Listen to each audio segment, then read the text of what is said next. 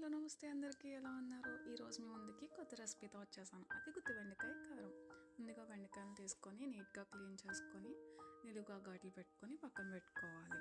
next stove వెలిగించి బ్యాండీ పెట్టి కొద్దిగా ఆయిల్ వేసుకొని మినప్పప్పు, ధనియాలు, పచ్చిశనగపప్పు,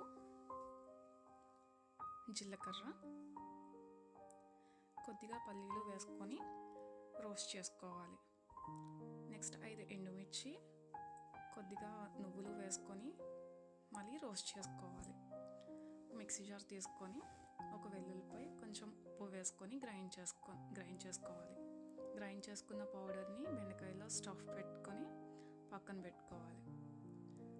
మళ్ళీ ప్యాన్ పెట్టుకొని కొద్దిగా ఆయిల్ వేసుకొని దాంట్లో బెండకాయల్ని మొత్తం కంప్లీట్గా రోస్ట్ అయ్యేంత వరకు రోస్ట్ చేసుకొని పైనుంచి పౌడర్